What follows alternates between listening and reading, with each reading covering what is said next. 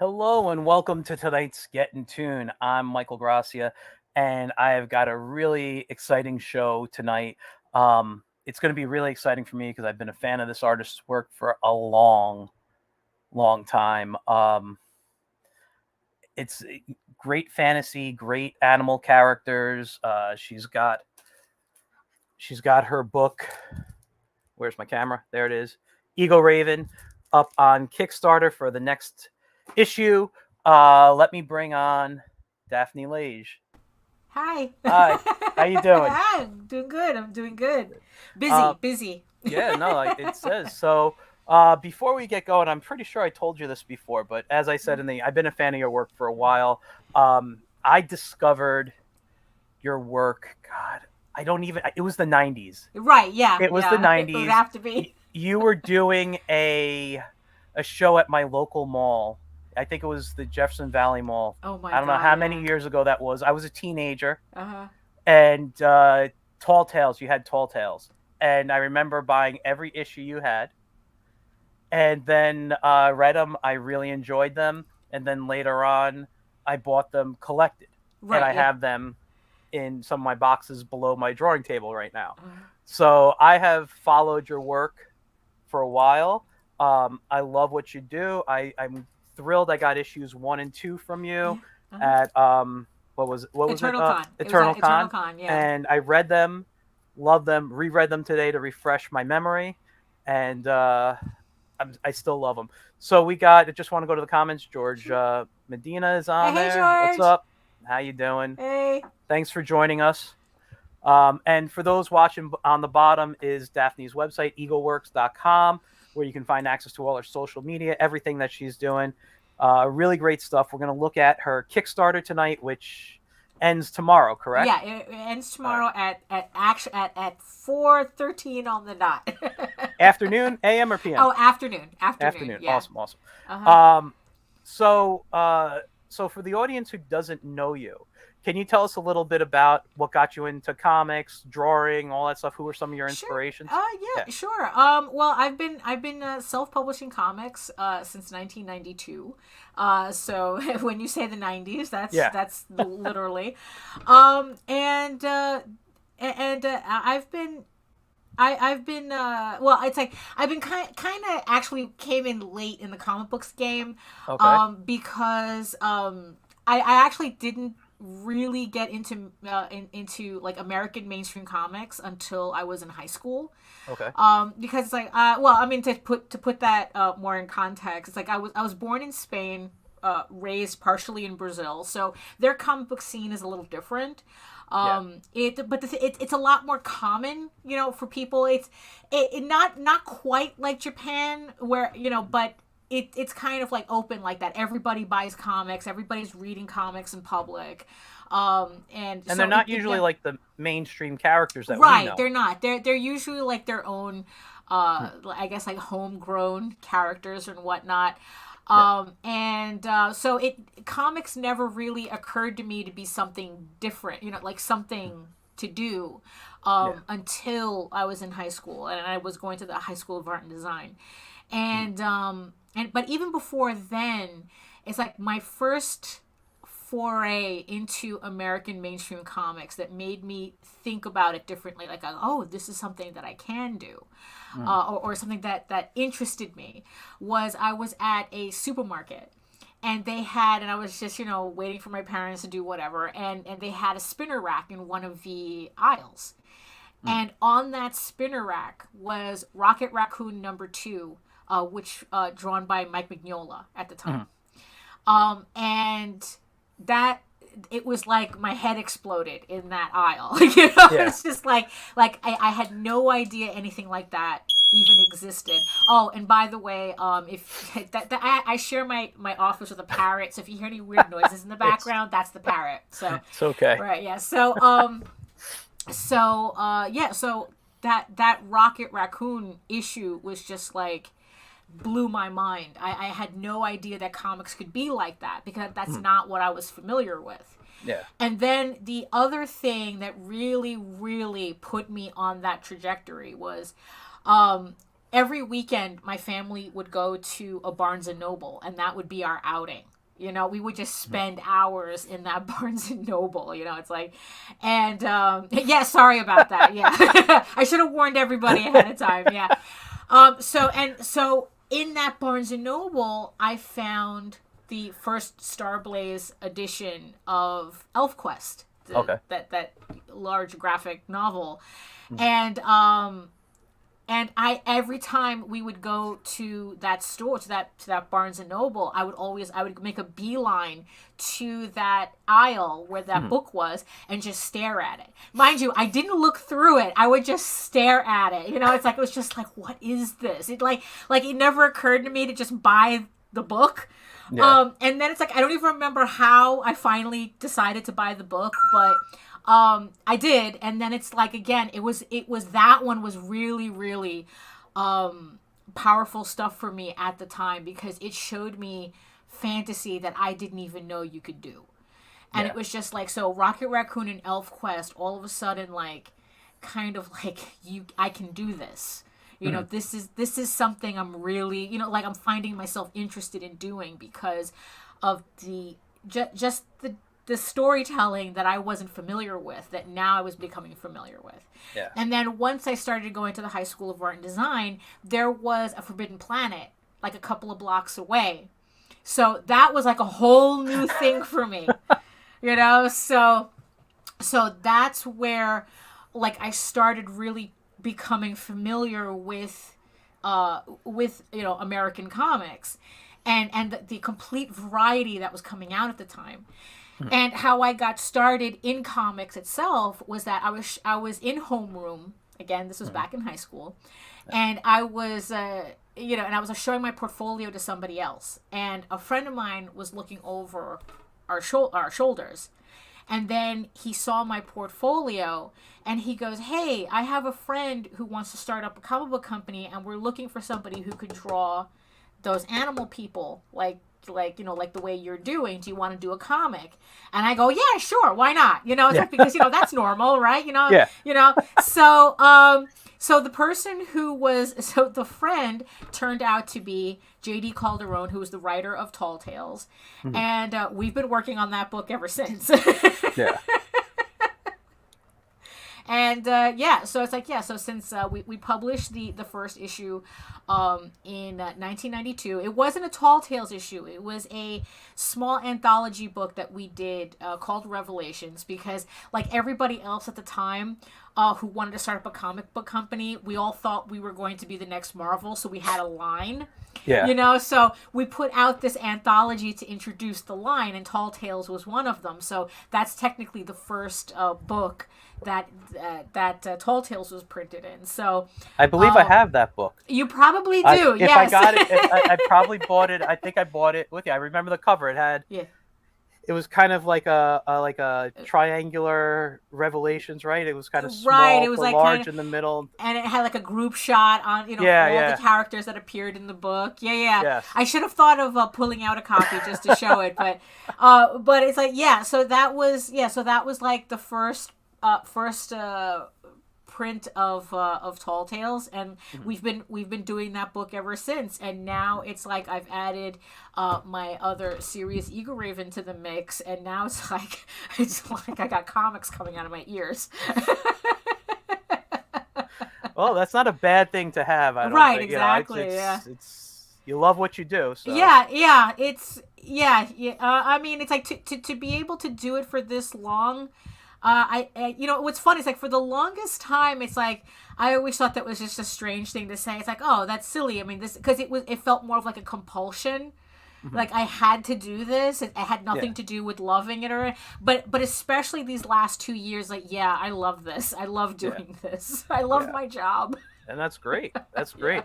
Not a lot of people can say that. No, you know? I mean, I you know, I say a lot that it's like, you know, since the road that we traveled is littered with the bodies of people who don't even make it past their issue 1. Yeah. You know, so it's like the fact that we were able to get as many issues as we still do out is kind of like a miracle in and of itself. Yeah. No, that's great. And so Tall Tales was technically your first real Yeah. project then, right? Mm-hmm. Yeah. And so I don't want to age you, so I'm not going to ask you how long you've been doing it for. Yeah, it's But like I said, I first published in 1992. Everybody can do the math on yeah, that. it's been a while, and Yeah. it's yeah, no, it's a great book. Can you tell us, for those who aren't familiar with Tall Tales, kind of the idea of the story? Oh yeah. So Tall Tales is I have a sample of it right here. Mm-hmm. So this is the first trade paperback that we are re-releasing on that we've started re-releasing on Kickstarter. Okay. And it's a furry fantasy book, kind of like in the vein of if Disney did Lord of the Rings. And it's a epic fantasy about a group of friends and warriors who get recruited to search out a stolen magical artifact, and they end up inadvertently getting involved in a war between the rats and the trolls. So it's like so, and then it's like so it's everything that comes out of out of that. So that's the long and the short of the story. So the first story arc that we printed of this Thieves Quest is 20 issues. It's yeah it's so that story arc is complete, and currently I'm working on the second story arc, which is called Tears of the Mother. So I'm just we're slowly re-releasing everything in trade paperback format. Mm-hmm. So that one we're looking to release the first. So that storyline continues directly off of Thieves Quest. Mm-hmm. So we're looking to release a trade paperback of like those next 4 issues sometime next year probably. Okay. So we're still working on this series, and that's not even counting the couple of spin-offs that we did. We did a one shot which was about one of the characters in the book, and then it's like we did a 3-issue like offshoot called The Peacekeepers, which is about a different set of characters, but the story happens at the same time as Thieves Quest, but they're unrelated. It's just a different. We were doing something different with that one. Yeah. And this might be more of a question. I'm sure you know the answer, but it might be more of a question for JD. Was this his idea from the beginning to have this long arc and then another arc after, or is that just something kind of came up for him? I think that it's like yeah, that's kind of more. I mean, because the way I remember it is that. When I was originally introduced to the story, when I first was taking over from another artist, it was originally supposed to be kind of like a Monty Python, Robin Hood parody type of book. It was supposed to be like a goofy comedy and this, that, and the other thing. And when I started drawing it, I never liked the idea. Like, I liked the characters, but I thought that the idea was kind of corny. And when I mentioned it to JD, it's like, are you really sure you want to do it like this? Because, and he was like going, oh, thank God, because I didn't want to do it either. So he ended up retooling the entire story. And I don't quite remember, like, how much the story expanded at the time. But I think it was just one of those things where it's like, when he retooled it and it became something different, it just grew on its own. Yeah. Like, he has the complete story in his head. Like, he has the definitive ending. It's just getting to that, because it's like we still got a little bit to go. Yeah. I'm gonna share just so people can see. I clicked on the link on your website for the Tall Tales.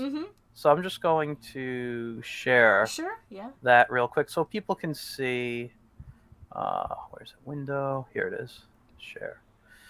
Okay, we can see that there. So this is just so they can see the art as we discussed. And this right here is all your books?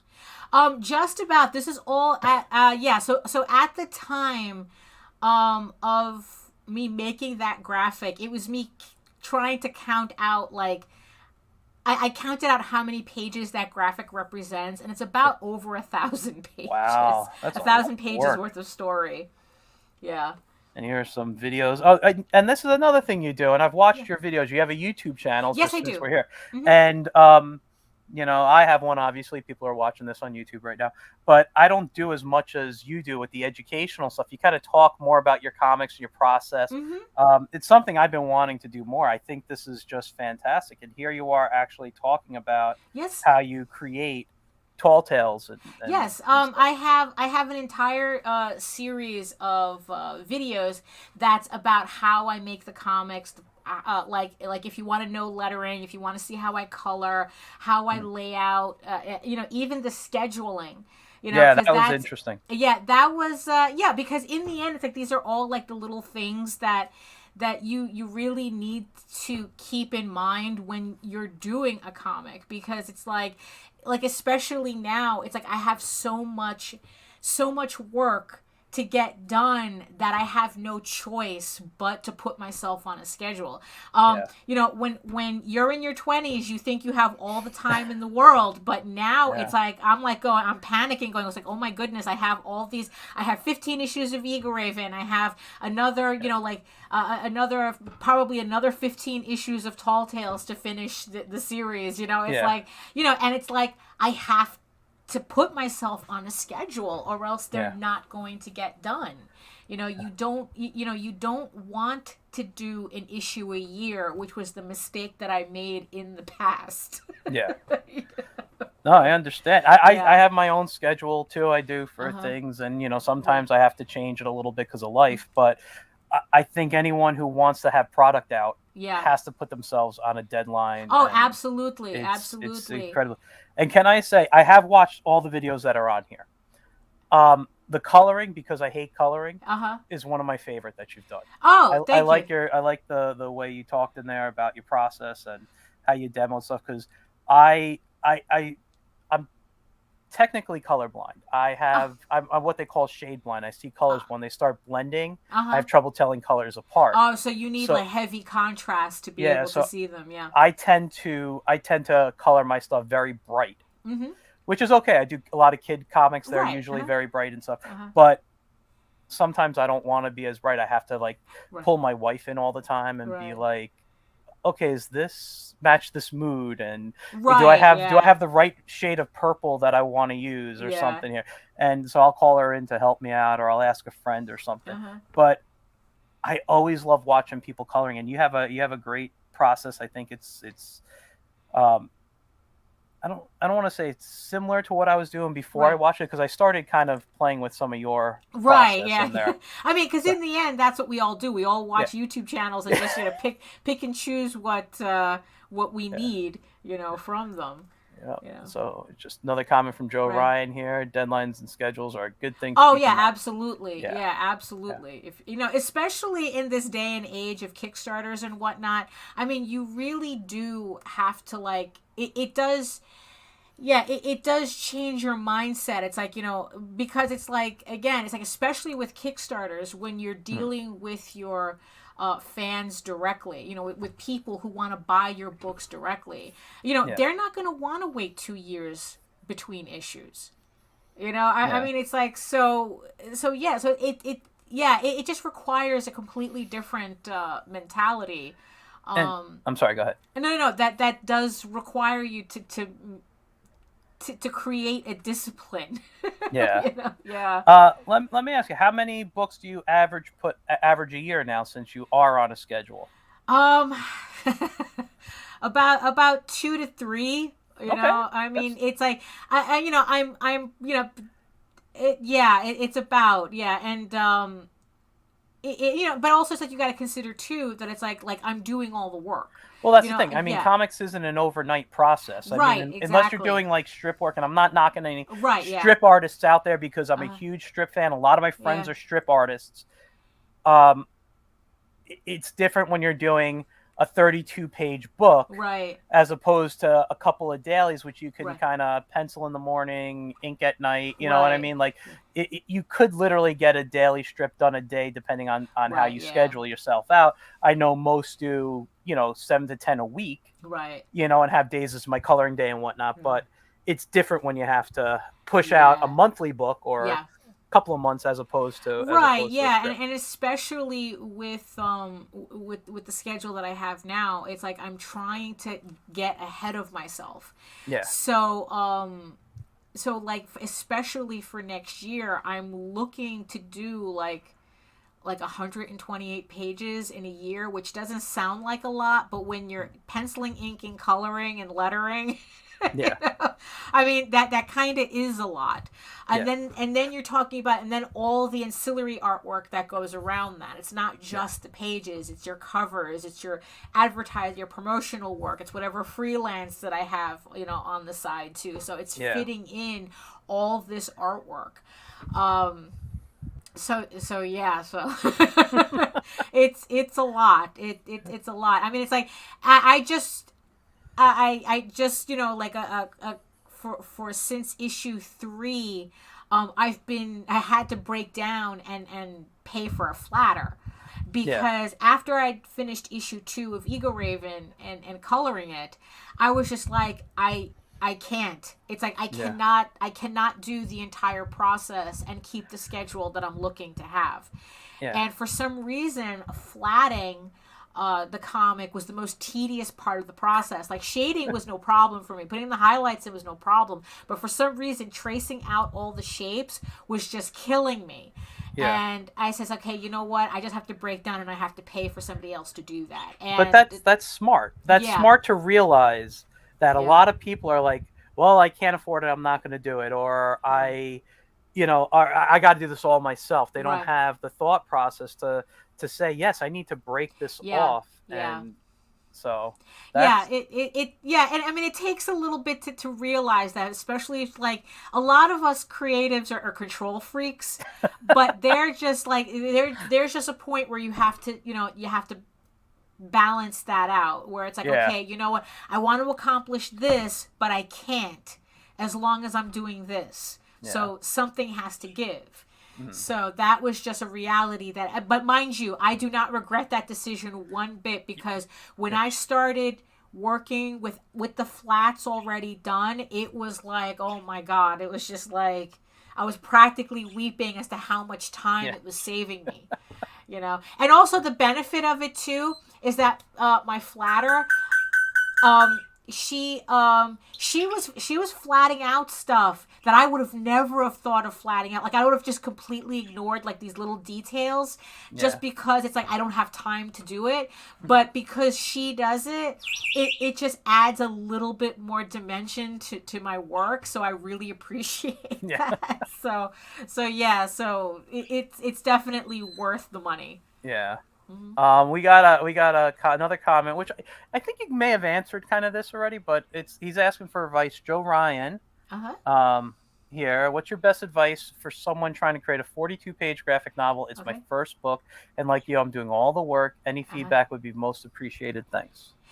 What if it's not something that you're used to doing, which is funny, because this is also something that I'm kind of like getting myself to do too, because what I'm learning is that it's actually kind of like I'm finding it more efficient to do it.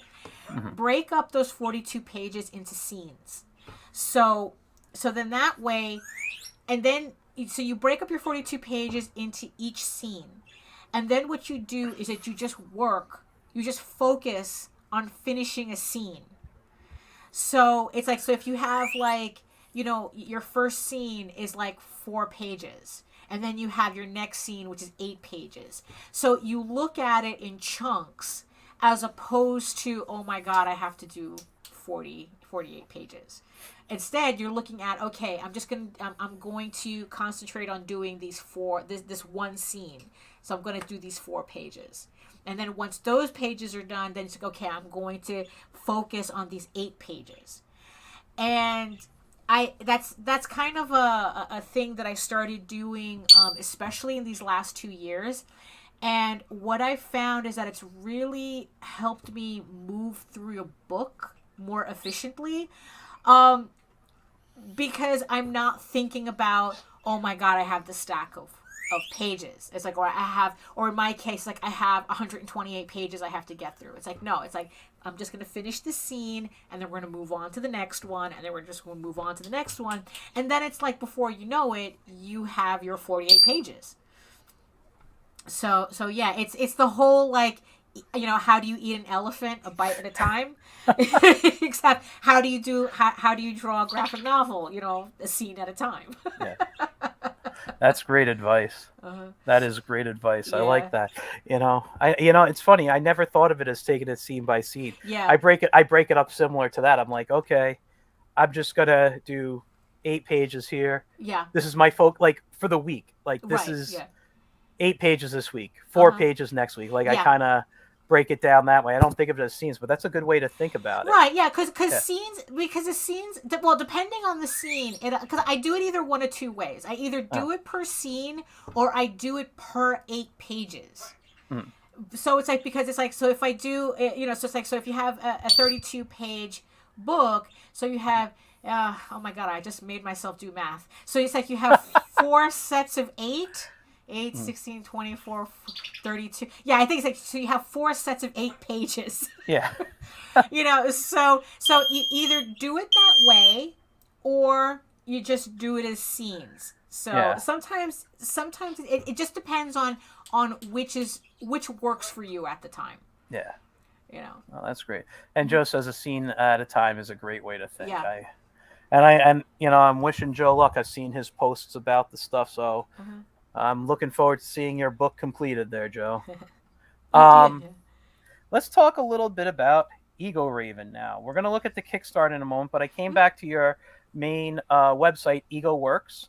So this is the main page. We can see your portfolio. We can see, is this any sample pages on here? If I go to Ego Raven? Okay, so this is the funny thing. So Ego Raven started off as just a mascot for the website. So that's pretty much where, you know, her genesis is as the character. She was just originally a mascot for my portfolio. But as the years went on, now mind you, this was back in, like, you know, like late high school, early, you know, School of Visual Arts, you know, like this website's been around for a while. So, but as the years went on, and I started like playing around more with the character, I started asking a lot of questions. Well, what is it that you do? What is it? You know, it's like, and you know, and I started developing this story. And once I got to a point where I had the story in a way that I was satisfied with, I just started doing comic book pages and posting them online. It's like this was my hobby comic. While I was doing Tall Tales as my main comic, Ego Raven was my hobby comic. So whenever I did a page, I'm sorry, he's on a roll right now. It's okay. Okay. So whenever I did a page, I would just put it up on my website. So what you can actually see on the website is the original version of the story as I was putting it up over these years. So there's 5 issues. This has technically the first 5 issues of Ego Raven that that everyone can read for free right now. Now the difference as to what's showing up on Kickstarter is that the book. The Kickstarter book is in full color, so that's the one thing. And also, what I did was I started I went and remastered a lot of the artwork. So because it's like, when I decided that I was going to start putting this on Kickstarter and really make a go with the story, I wanted to kind of bring I wanted to bring like a continuity to the artwork. So that it wasn't jarring for people who wasn't seeing it over like a 10-year stretch. Yeah. You know, so it's like, so now they're seeing it like every 6 months, I guess they're going to see an issue. So, I wanted to make sure that the artwork flowed better, between issues.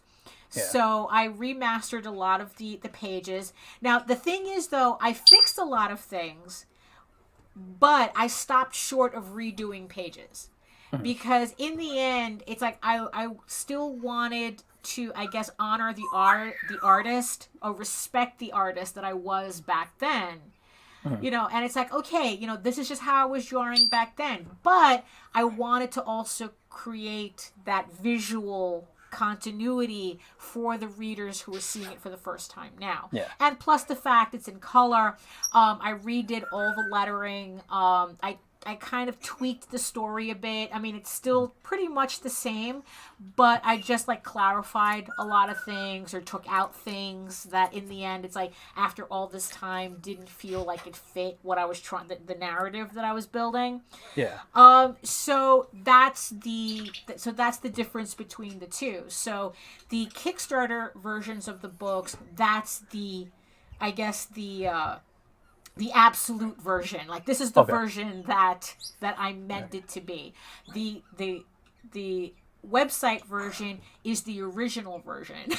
Yeah. So you can kind of see the difference for people Let's who just like go- to see the difference. I'm actually going to look at it later. Uh-huh. I was pulling out the comic, just looking Uh-huh. at some of the stuff while you were talking, because I am going to be one of those people who will look at the webcomic and then kind of come in Right, and then and see what the see what the difference is. changes. And I just want to kind of take the screen for myself a moment just to show Sure. them how nice the interiors are. So I took it out of the plastic so you don't have to see any shine here. All right, that's the issue cover 1 here. And I'm just going to go even onto this page. The way the coloring is, the way the art is, everything just looks gorgeous. It really pops throughout the page. And, to see it in black and white, which is interesting because I love looking at black and white. So that's why I'm going to go do that. But yeah, I mean, I don't want to give away anything, so I don't want to go through the whole book. But there's some great panels. I just want to show, like, right there. That panel. Oh, thank you. Thank one you. of my favorite panels right there in the book. So, Joe says, love it. Thank you. Thank So, yeah, this is some really great stuff. So, we're going to get into the Kickstarter in a moment. But let me take myself off full screen. I don't need to be here. I'm not the star tonight. That's you. Let's I'm just going to remove this for a second. Can you tell us, and I hope I didn't miss it when I was looking through stuff on the side here.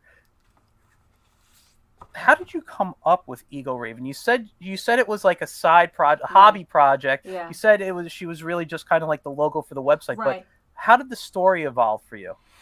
Well, it was a combination of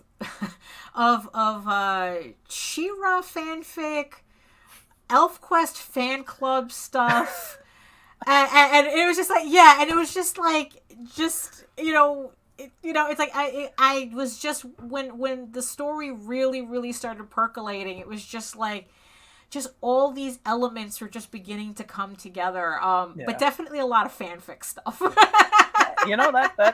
That works. Yeah. Works. I mean, what's funny is that there was one particular fanfic that I wrote that you can actually see on my DeviantArt page if you follow the link there. Okay. And it's a Secret of Nim fanfic that I wrote and illustrated. And the funny thing is that there's a lot of elements in that story that I was actually tooling around with that ended up in Eagle Raven. So when I say fanfic, I'm not kidding.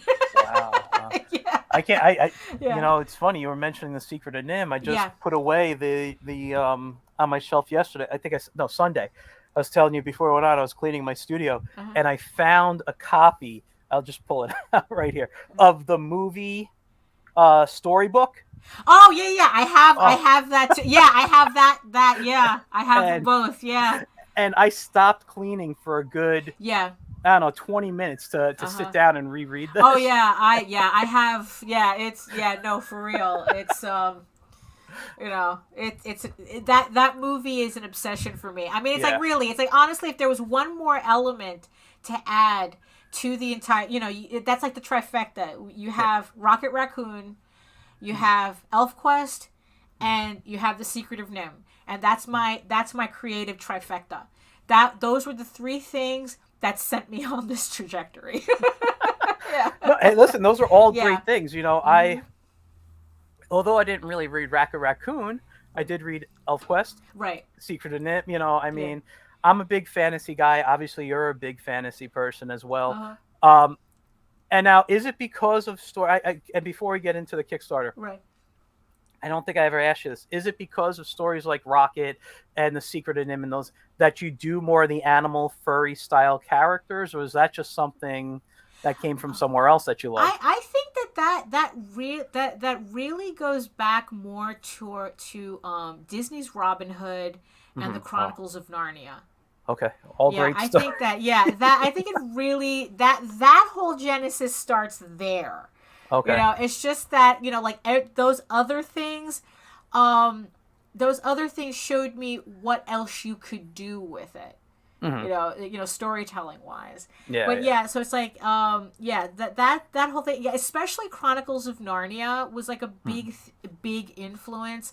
The whole idea of just people and animal people just functioning together and nobody's questioning it, talking animals, and it's like it's Yeah. just, it's almost like the Muppets.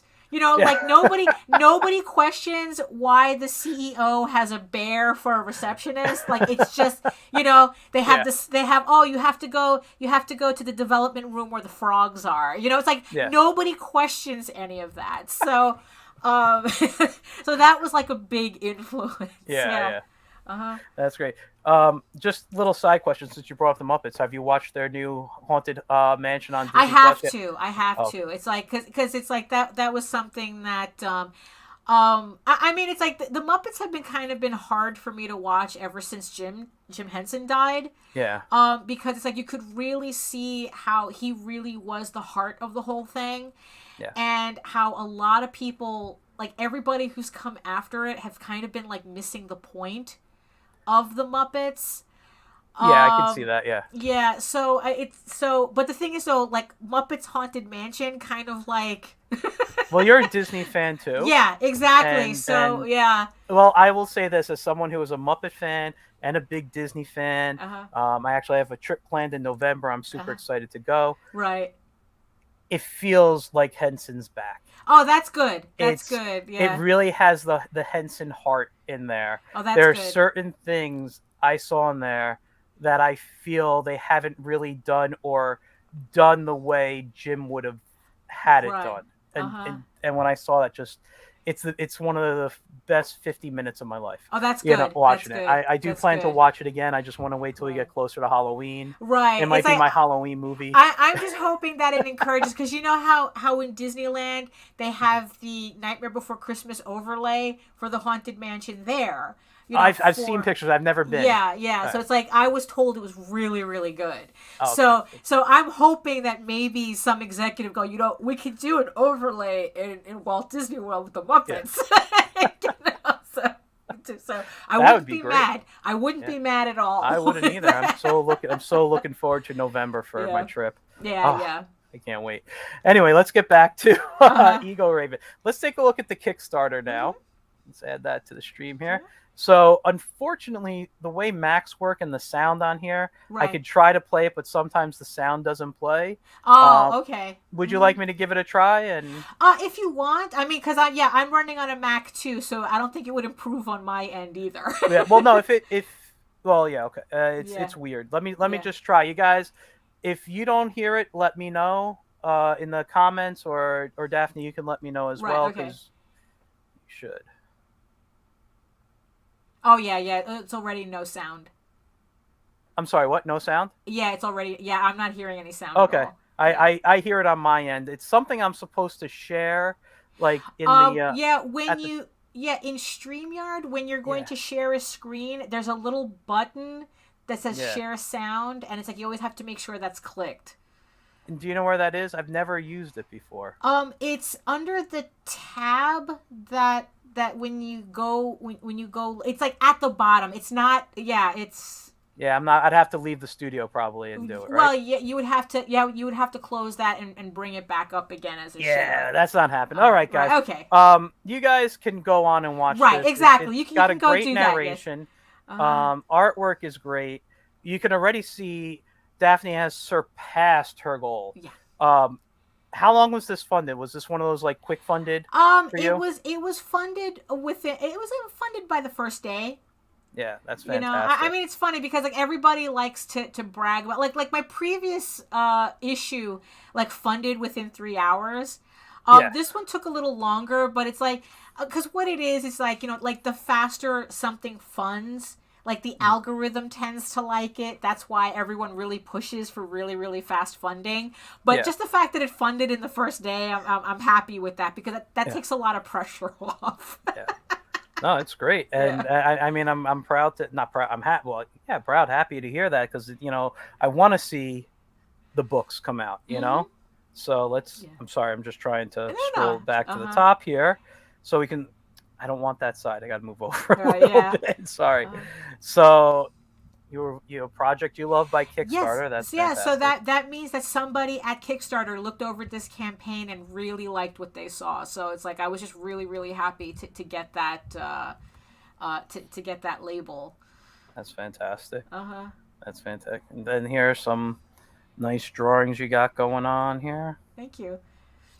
I love your style. That's one of the reasons. Like, yeah, I think I like your work so much. I mean, A lot of people say that it's like that at least with my style, like they mm, look at it and they know it's my style. yeah, It's not me like trying to to look like anybody else. Like, oh, that's Daphne's work, you yeah. know, which I'm really happy with.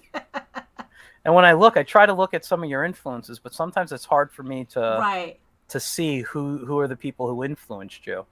It's a I mean, yeah, it's a lot. Like I said, it's like Wendy Pini is a huge it is really a Yeah, huge influence on me. But the thing is though, especially lately though, the influences have just been all over the place. I mean, it's yeah, like we're talking like especially lately I've been studying a lot of Frank Thorne and John Buscema, like some of the really old, like the '80s, a lot yeah, of '80s artists. It's just especially all over the place now. yeah. But everyone keeps telling me they can really see the ElfQuest influence, so Yes, that's that's pretty much the main one. Yeah. yeah. Uh huh. I can see that too. Yeah. So you already kind of told you told how you came up with the story. You want to share a little bit about the idea behind the story, like what the story's about? Oh yeah, Yeah. sure. So the story is about Eager Raven, who's a half unicorn, half human princess, and she lives in Edenran. Edenran. I'm glad you said because I will say some of It's those words were a little hard for me to yeah, pronounce. no, yeah, yeah, it's like really. I have to. I do have a glossary, but I don't have a phonetic. You know, I probably have to because sometimes even I mess myself up. Yeah. So yeah, so she lives in Edenron, although the other pronunciation was more like my Queen's accent coming out. So, so it's a magical valley where the elves and the unicorns live. And the thing is that although she's a princess, she's not really completely accepted by the elves because she's half human. And at the same time, she's not really accepted by the unicorns because she's not a full unicorn either. So it's like they don't know what to do with her either. So because the elves have pretty much they've kind of like bred out their own magic, because they like they like hanging out, you know, like capturing humans in the valley and keeping them. So because of they've been doing that for generations, they've kind of accidentally bred out their own magic. So they Yeah. depend on the unicorns to survive in the world that they're in. So they're hoping that if they marry off Eager Raven to the elf Prince Rillian, that they could help bring back magic into the elven line. And Um, this is the prince. yeah, that's the Yeah, prince. Yes, that's right. and you know, so they were so they're figuring it's like okay, you know, it's like we can, you know, hopefully we could this marriage will help bring our people closer together, type of thing. But Prince Rillian has other ideas. And instead, what he does is he makes a bargain with the Dragon Lords, who they've always wanted possession of the valley for themselves because it's a magical center in this world. And they feel they have just as much of a right to control the valley as the unicorns do. And so Prince Rilian makes a deal with the Dragon Lords to overthrow his own ruling family. And what happens is that whole thing drives out, well, it drives out Eagle Raven into the mortal human world to escape. And then, while Rillian is finding out the hard way that even though he made a deal with the dragons don't share. So it's a whole mess. Yeah. So Eagle Raven is forced into the mortal world with her uncle Amadeo, and it's pretty much the story of how they try to maneuver themselves in kind of like this world that also doesn't really want them either. The mortal world is very suspicious of magical creatures, especially with what the elves were doing, kind of like kidnapping people and whatnot, and with the help of the unicorns. So everyone is very suspicious of them. And so it's like, so they're trying to figure out how to survive this world while still trying to figure out how to get back into Edenron and bring the valley back to the way it was before. So with issue 2, they meet up. They meet up with the 3 blacksmiths that pretty much are the first mortals to welcome them in. They're just an odd trio that just like, they don't seem to have a problem, with them. Well, except for one. One of them has a problem. And they help them try to assimilate into the mortal world as, I guess, the only way magical creatures can, it's like they just have to figure out. So with this campaign, we're on the 3rd issue, and Eagle Raven is pretty much she's pretty much turned in. She's a princess / blacksmith's apprentice at this point, and she's just trying to maneuver her way around until she ends up accidentally coming across a way that might be able to get her back into Edenron. But the question is that whether she's actually strong enough to follow that path. Yeah. To get back to and win back her kingdom. So this is where issue 3 kind of like begins to pick up that main part of the story.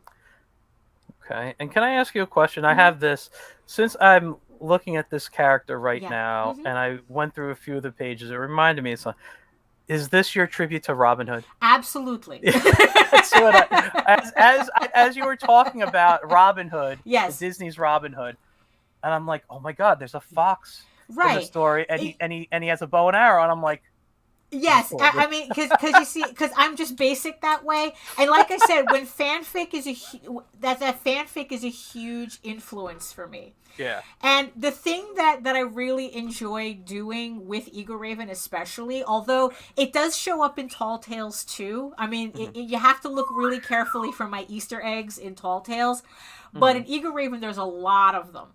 Yeah. And what I do is that in Eagle Raven, I put in a lot of Easter eggs of things that I enjoy, that, like media that I love. It just there's just, and the thing is that I'm a little bit more overt in Eagle Raven because I just enjoy people finding them.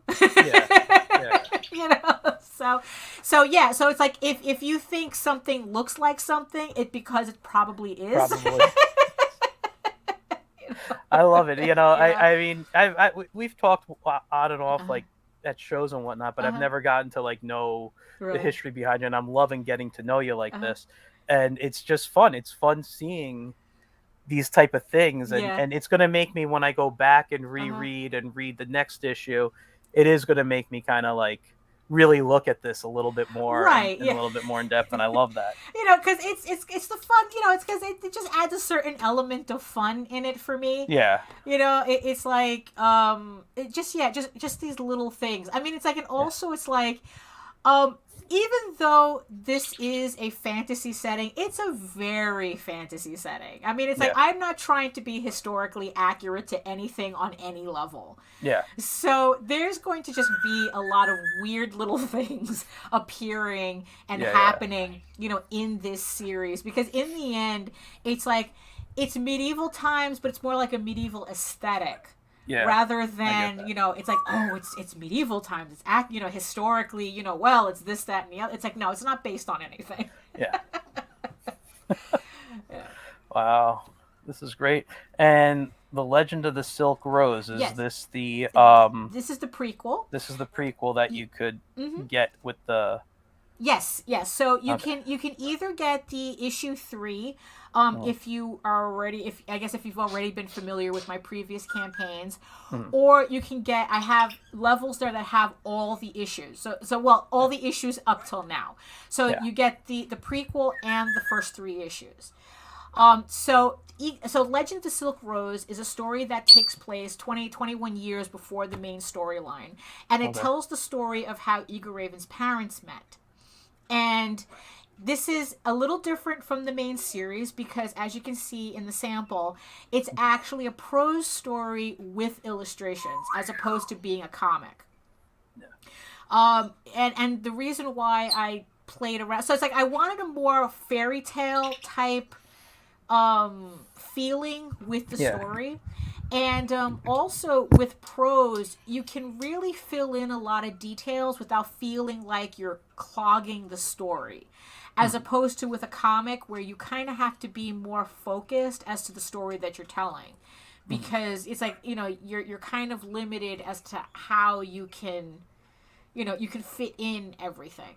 Yeah. Exactly. So at least this way, it's a lot of, I guess, like a lot of story information, and it's like, but it's still a story. Yeah. Right? No, I get it. I get it. Yeah. And I gotta say, I love the way you draw horses, Oh, thank you. or unicorns, or whatever. It's Well, yeah, it's the horse thing. It's Yeah. like, it's like it's like it's like I've been doing this since I was 4, and it was like the one Yeah. animal that I could really, really be good at drawing. So and that's strange because horses are like the hardest animal to draw all the yeah, time. for the yeah, most part. which is funny because I've seen like really professional artists like Yeah. really botch that, and it's like there was one example that I keep bringing up. There's a Conan, the Savage Sword of Conan issue done by Barry Windsor Smith, where he literally like it just I freaks me out so much because we're talking about Barry Windsor Smith, one of like Yeah. the premier illustrators, and he draws Conan on a horse, and you would think he never saw a horse before. Like he has, like Barry, you have references for everything. All of a sudden, you had no references for this animal. It's hard. Listen, I was lucky enough to study under Tom Gill for a little bit. And Tom, he drew the Lone Ranger comic book and all these like westerns back in like the 50s and 60s and stuff. And I was told he didn't see a horse, I think, until the late 80s. Wow. He told me a story, or his wife told me a story. It might have been like he just used books, but he was like the premier horse artist. Right, that's funny. And I mean, it might have been earlier than that. I'm just giving a date. I'm making up a date right now. But I would study his work when he was my teacher, and I'd look and I'm like, there is no way I could even think. Like I would literally take tracing paper over old comics I bought of his and just try to trace what he did. Yeah, and it's like yeah. I couldn't do horses. I remember one day I was trying to draw a horse as realistic as I could, and I said, screw this. I'm a big fan of the Smurfs, like Peo art. Oh, yeah, exactly. I'm going to that level. I can do Peo. I can't do anything above that level. Right. No, and that's the thing too, because I really do like that cartoon, that European cartoony style.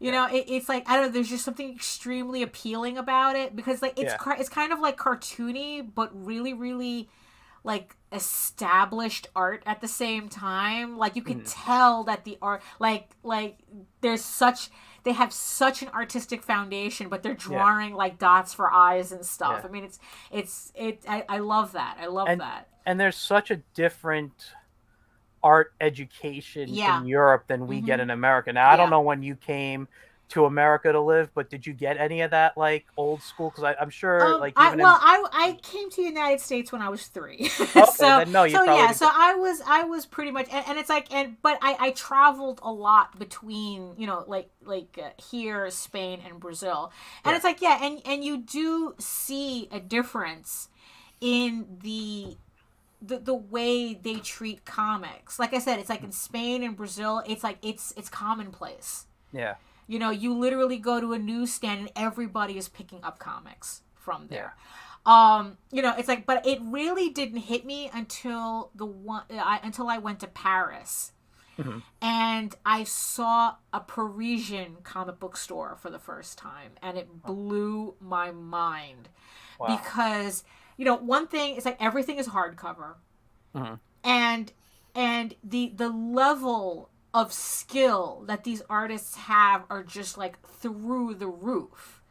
Yeah. If they, I mean, I'm positive they must have an underground, independent scene.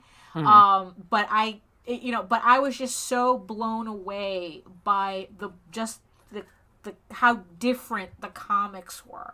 Yeah. I mean, it's like, like here, it's kind of like, it just feels like, oh, you can read any comic you want as long as it's superheroes. Yeah. That's just what it feels like when you go into a comic book store, or at least that's how it feels like to me. Yeah. Yeah. Like the only real time I see any real independent books is when I'm online or at an actual show that Yeah. has like a really good artist alley, and you're seeing all these artists you would have never seen any other way. But it's like, but in Paris, I was literally, I mean, we're talking niche stuff. I was able to find comics that were like I thought was like niche for me, which is like comics about Joan of Arc.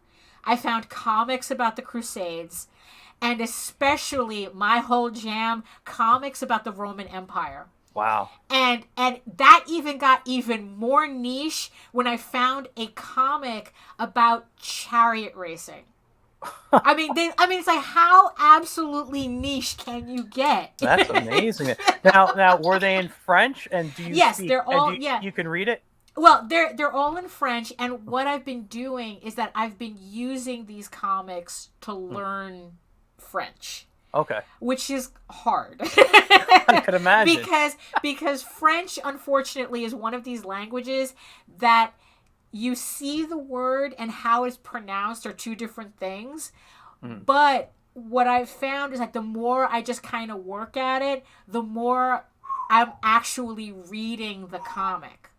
Yeah. Where it's like, where I'm actually like, oh, I'm actually understanding what they're saying now. So it's kind of like, it's a really interesting process, it's like, I actually, there's one book that I've also been collecting called Solo by Oscar Martin, who is just like this phenomenal, and I think he used to work for Disney. He actually does Disney comics and Tom and Jerry.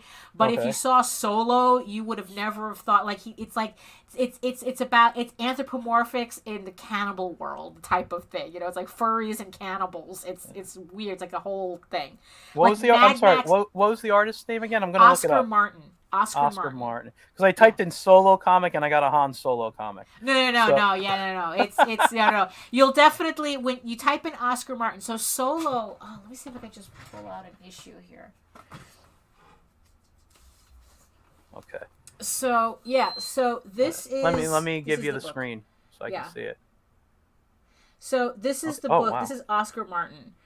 Right, so I'd open it up, but being European, it's also, you got to remember, the European market also has different sensibilities when it comes to content. Yeah. So, I have to be careful with which pages I go to. Okay, so here's like, this is like, it's kind of like furries and Mad Max.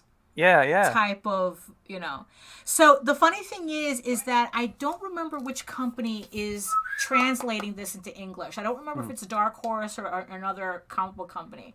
So these are in English. Okay. So you can get them in English. And What's funny is that I don't want them in English. So JD's getting them in English, but I'm keeping them in French. I also have an Italian version of this.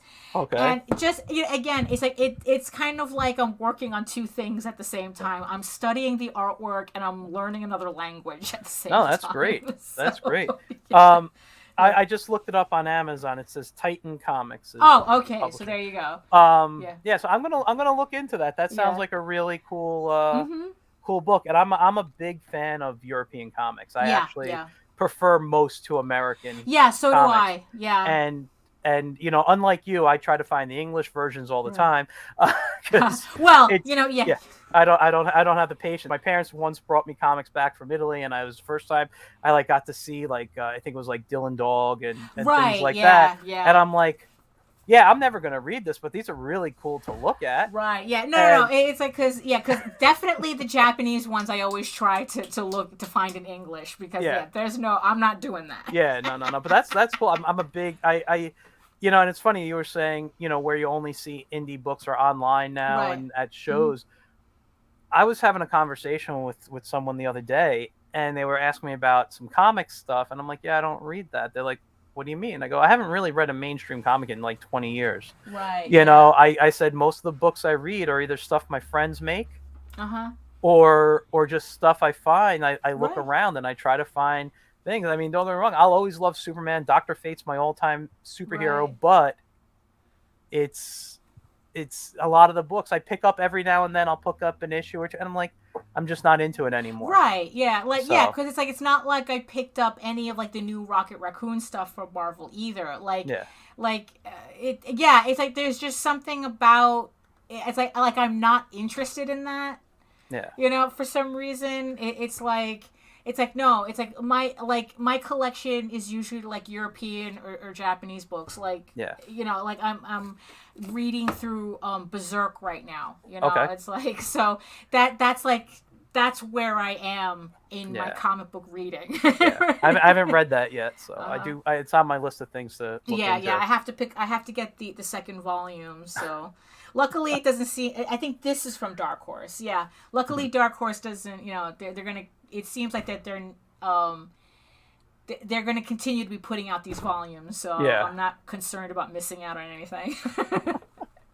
So let's get back to this because I do wanna go soon only because I have a morning job that I Oh, got to there get you to. go. Yeah, of course, of course. And it's not like I listen. I'm enjoying talking. I'm sure we could do 2-3 hours Oh, here. sure, I'm having a yeah. blast. Uh, But let's talk a little bit about the reward. Well, first of all, this is I saw on your website mm-hmm. that if they can is this just a free download or do they sign up for your Oh no, uh, this is a free download. of the Yeah, you first? don't have to sign up. You just click on the Okay, link and you get a PDF. It's ah, that simple. that's Um, awesome. yeah, so it's like so that way so it's the first 16 issues of the first issue, Hmm. the Kickstarter edition, which means that it's in color and the whole thing. So you're getting a preview of the actual series as it's appearing on Kickstarter. Yeah, So so it's like if you want to try it out, you're not sure. This is a way to check out the book for free.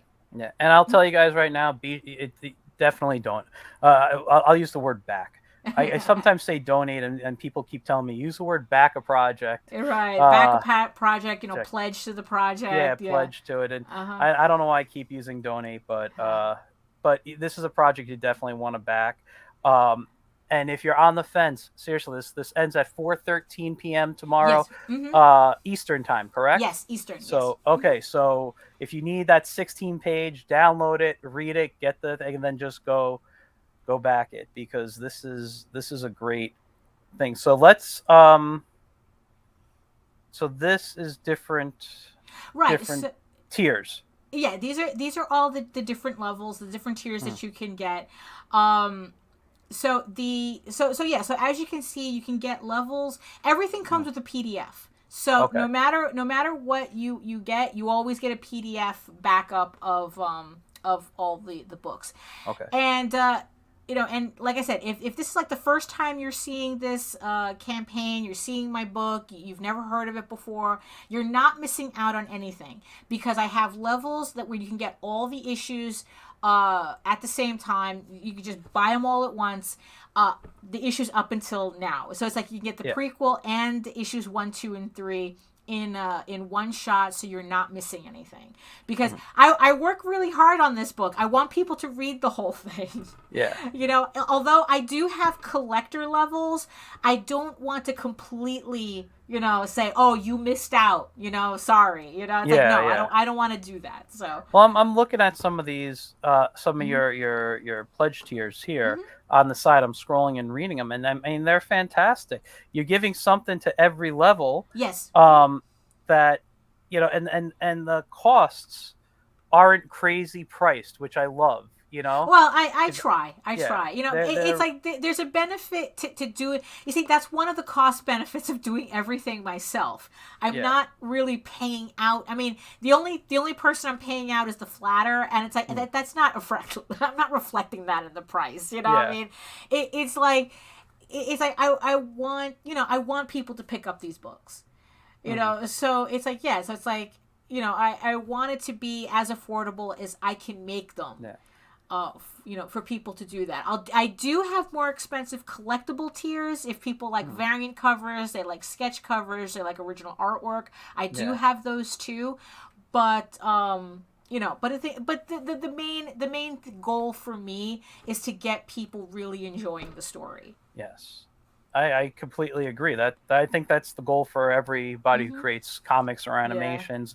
Just really enjoy what you're putting out, and I think that's great. And like I said, this is a book. I've already read the first 2 issues. I'm excited for number 3. Thank you. I haven't had a chance to donate yet, but that will be done before 4:13 p.m. tomorrow. I guarantee you, because I missed out on your others just because, honestly, financial issues. Well, and, right. That's it happened. So I was happy that I got to see you at Eternal Con and get the copies of the books from you, because I've been really wanting to read them. So, and you got, and it's like, and the thing is though, it's like, even if you can't pledge on this campaign, the next issue 4 is scheduled for March. Okay. So it's like, if you can't make it on this campaign, there is going to be another campaign. So which I'm gonna and I'm always gonna have the previous issues offered as well. So now let me ask you a question. For someone like me, I see add-ons here. Right. So I have the first 2 issues. If I did something, just as an example, say the hard copy and PDF, the $10, I can add on this at the end. Right. Yes. Okay. So that's. But something I also have a level that's the issue 3 and the prequel. Yeah. Because I kind of figured that there would be people who missed out on the previous 2 who didn't get the prequel. So I tried to make that, but if you just get issue 3, you can get the prequel. You can as an add-on. Okay. I was just asking. I just want to make sure for those who have donated previously, right? And have that, and then, I mean, you got a lot of great and stretch goals, which you've already hit right here. Yes. So along with all the books, so whatever everyone pledges to, you are going to get a 9-card trading card set featuring all of the main characters. So that's some of the extra stuff that everyone's going to get. And so we're trying to, so all of these have been unlocked. So everyone's going to get these. We're trying to unlock the last stretch goal, which is this sticker.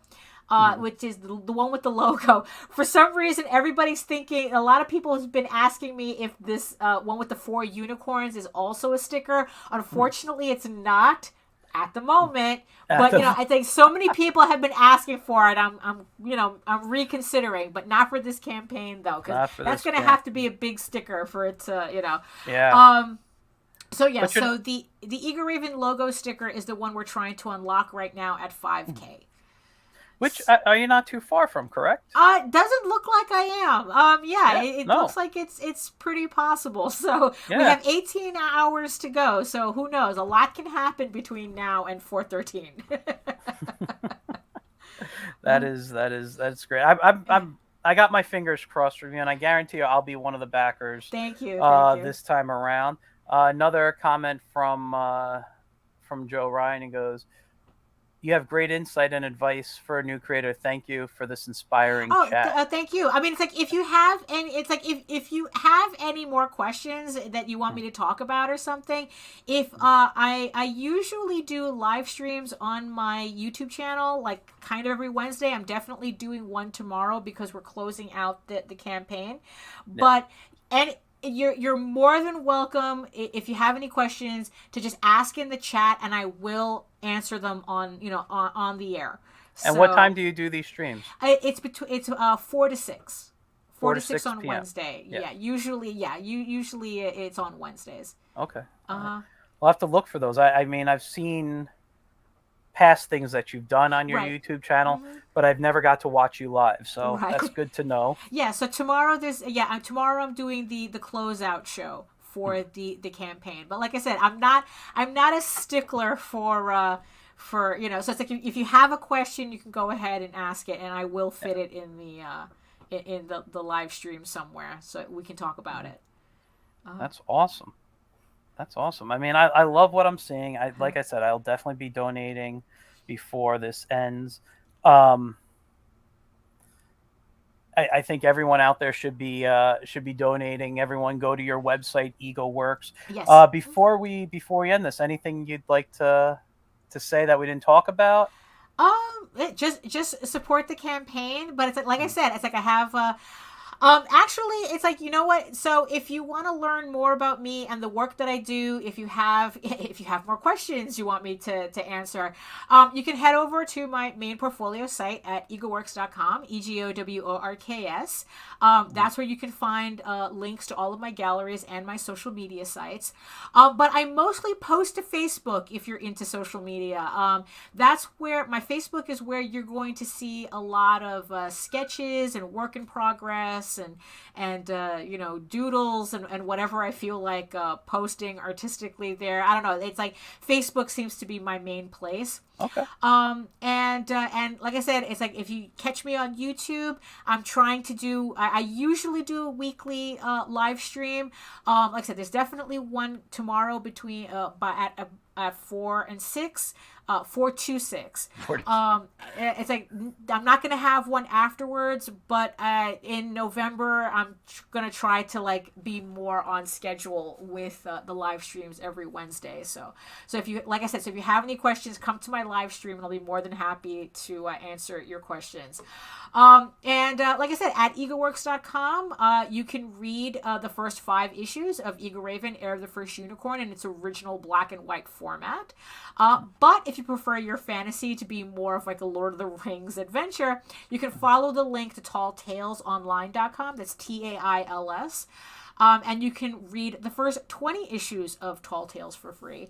And while you're on either of those websites, don't forget to sign up for my monthly newsletter. Well, not only will you be able to get free PDFs, comic PDFs just for signing up, but you are going to get regular updates about all my current and upcoming crowdfunding campaigns because there's going to be a lot of them. That's great. I have 15 issues of this to put out, so. And you're doing it all through crowdfunding, which is fantastic. Yeah. I mean, actually, I couldn't have done this without crowdfunding. Yeah. Yeah. And I'm glad you're able to. I mean, it is a difficult thing, but yeah. I feel since basically the pandemic, people have been really donating to Kickstarters and wanting to see, and it hasn't been something that's slowed down, and people haven't been, said, well, it was the pandemic, I need something, and then. Right.